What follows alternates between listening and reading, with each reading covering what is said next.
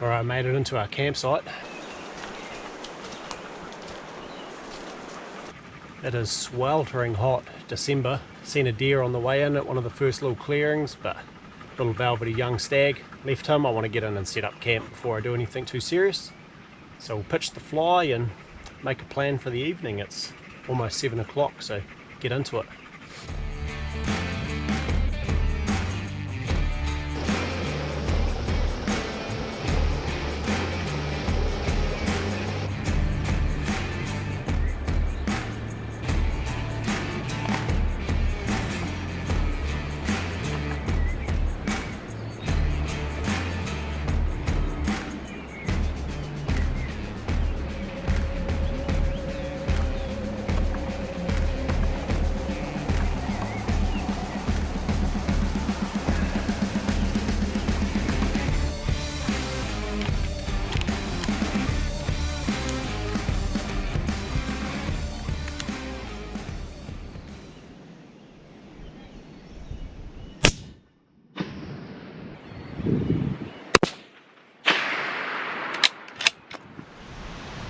That was pretty awesome. Got up to my lookout I decided I was going to do this evening and got here, and straight away 2 deer across opposite me here, a hind and her yearling. Lined her up at 230 meters and dropped the hind, and as always the yearling, young and dumb, hung around, drilled her as well.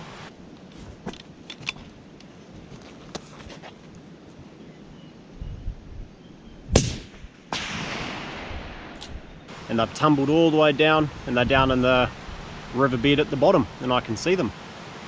Mean. Bloody hard case too. I just popped forward after shooting them 2 shots, and on the next clearing just over here there's 2 silly young spikers. They had their heads up looking around. They obviously heard the shots, but they've just gone down and started feeding again. They're only 220 meters away. I could bowl them as well. I'm in 2 minds about doing it because there's that many deer in here that we really need to just cull them, but spikers, if they were hinds, I'd definitely shoot them. Spiky, you only take out 1 animal, you know. So anyway, better go get these 2 down the bottom.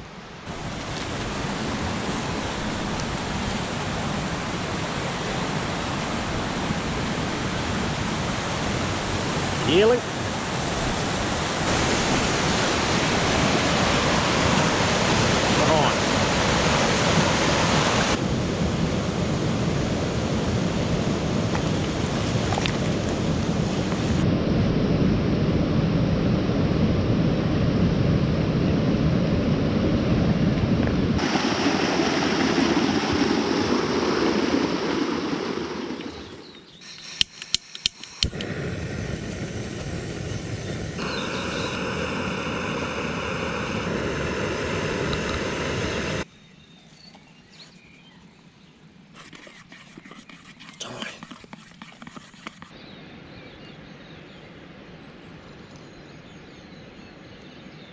Bit of a bloody hot and sticky sleep last night from sweating so much yesterday, but woken up to a cracker good morning. Beautiful, calm and still, no wind, clear, and by the standards of this area, 2 bloody nice stags across on a slip at 500 away.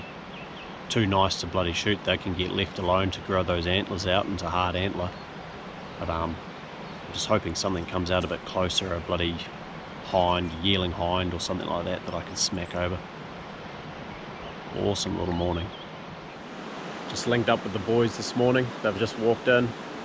We've been clagged in for about an hour and it's finally just lifted, so finally got eyes on some clearings again, see if we can spot some deer for these guys to shoot.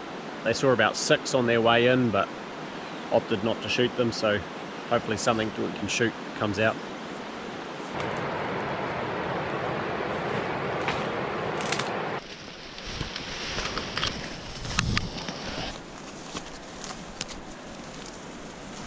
Just at the top on the bush edge, straight above. Hey, you want it? I'm good.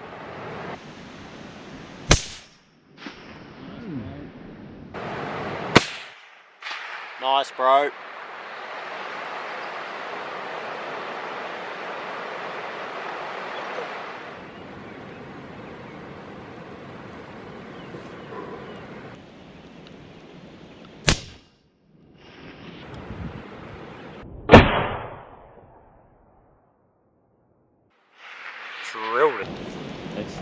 that's the money shot there, though.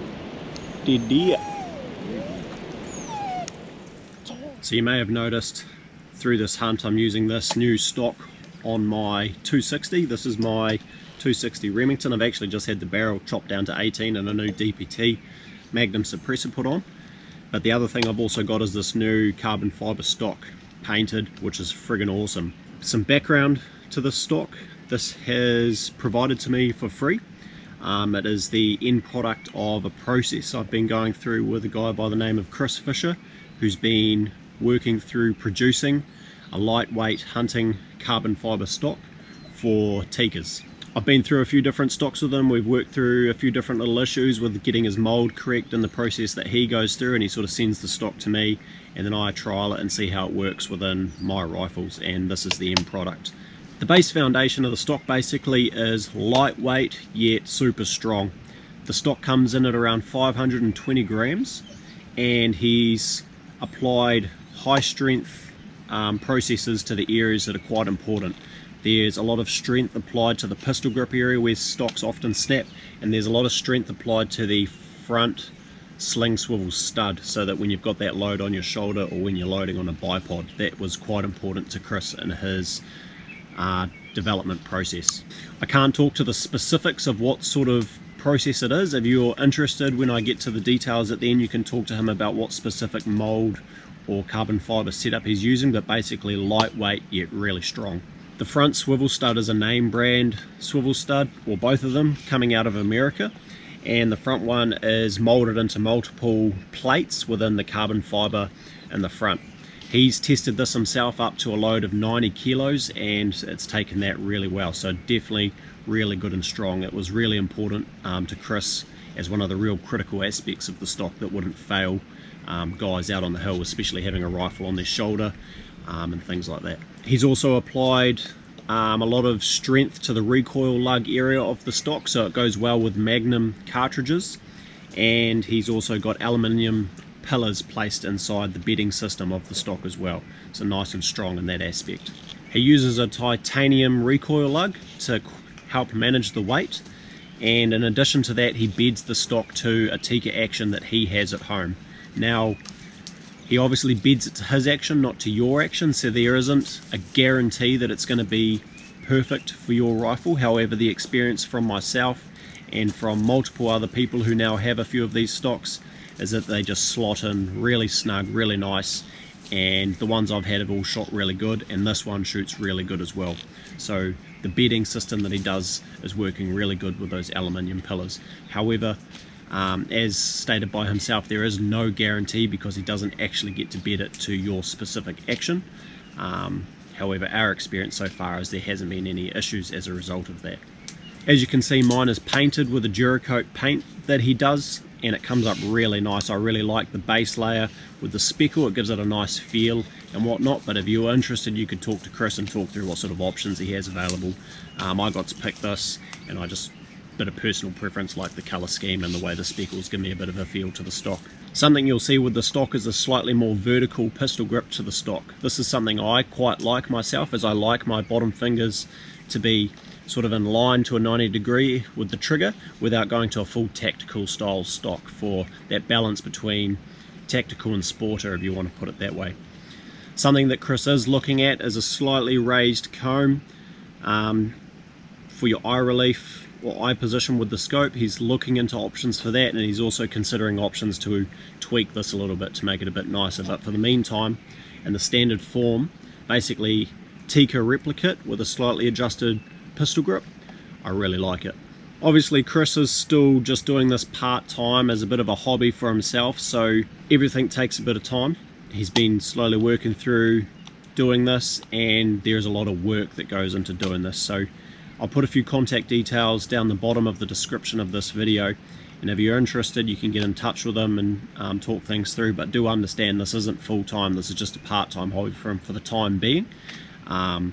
So there's got to be some realistic expectations in that regards in terms of wait times or availability and things like that, but you can discuss that with Chris. Something that I'll drop down in the description below as well is a link to a video that Chris has done that demonstrates him trying to break one of the stocks that he's produced. It sort of demonstrates how hard it is to snap it through the pistol grip area, and sort of allows him to talk to a few more of the details or the specifics of what it is that he's producing. He's the subject matter expert, and I'm just the guy who hunts with it on the hill for the time being. So I'll drop that link below, you can have a look at that as well. But yeah, overall, for a hunting stock at 520 grams, it's blimmin' light. And for a rifle like this one of mine, my Tikka 260, it just makes it awesome to carry and hunt with. Makes a super lightweight little package. And the paint finish on the carbon fiber setup comes up really wicked. This rifle, for example, I am bloody wrapped with. Real happy with the end product. So jump down below, have a look, get in touch if you're interested, and talk with Chris about what your options are.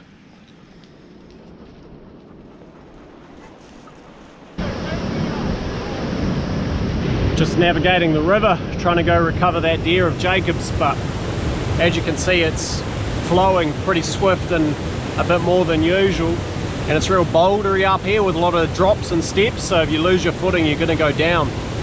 So plus the dogs we've got to consider as well. It's a bit tricky.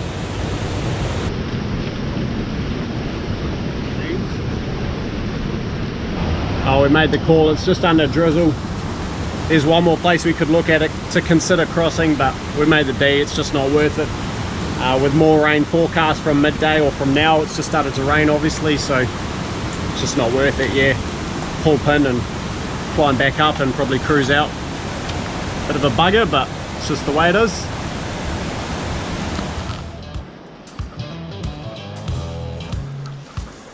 Hey, time, get time.